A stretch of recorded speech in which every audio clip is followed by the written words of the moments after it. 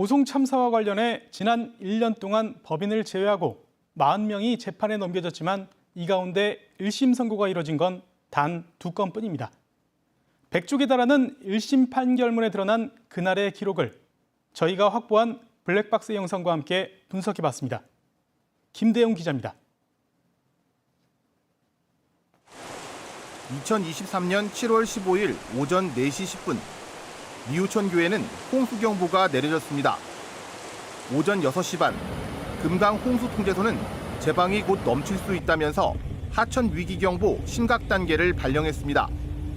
이때까지 시공사와 감리단은 제방이 위험하다는 인근 주민의 민원을 무시하고 아무런 조치도 하지 않았습니다. 홍수 피해가 예상되는 지역의 주민들께서는 라디오나 TV, 인터넷, 스마트폰 등 통해 같은 시각 희생자 황말래 씨는 아르바이트에 가는 길이었습니다. 이틀간 청주에는 427.8mm의 폭우가 쏟아졌습니다. 비 안 오냐 거기는? 여기도 뭐 앞이 안 보일 정도로 금방 안 오다가 또 오다가 이렇게 난리네. 오전 6시 50분 시공사가 임시제방에 인부 6명을 투입했습니다. 당시 해발 수위는 29.16m로 법원이 추정한 임시제방 높이인 29.63m까지 50cm도 남지 않은 상태였습니다. 중장비도 없이 인부들이 삽질을 했지만 역부족이었습니다. 왜 사전 조치를 안 하느냐. 지금은 늦었다. 그리고 더군다나 지금 물이 잘람잘람한 형편에서 저 삽질이 저게 뭐냐. 오전 7시 51분 해발 수위 29.63m 강물은 제방을 타고 넘쳐 흐르기 시작했습니다.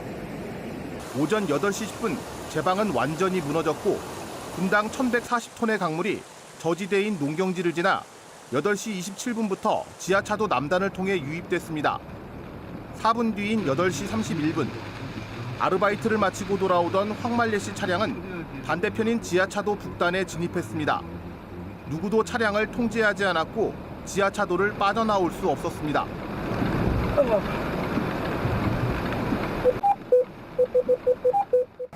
그리고 8시 51분 지하차도는 완전히 물에 잠겼습니다. 14명이 숨졌고 16명은 간신히 빠져나왔습니다. 법원이 지목한 참사의 가장 직접적인 원인은 임시 제방이었습니다. 현장 소장과 감리단장은 도로 확장 공사를 편하게 하려고 32.68m 높이의 기존 제방을 무단으로 철거했습니다.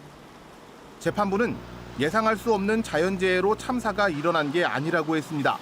기존 제방은 거의 일제시대 이후에 지금까지 수십 년간 한 번도 홍수가 난 적이 없어요. 그 정도로 사고가 없던 제방을 함부로 이렇게 헐어서 작업을 했던 건데. 지난 5월 31일 현장 소장과 감리단장에 대한 1심 선고가 있었습니다. 현장 소장이 법정 최고형인 징역 7년 6개월, 감리단장은 징역 6년을 받았는데 2명 모두 형이 무겁다면서 항소했습니다.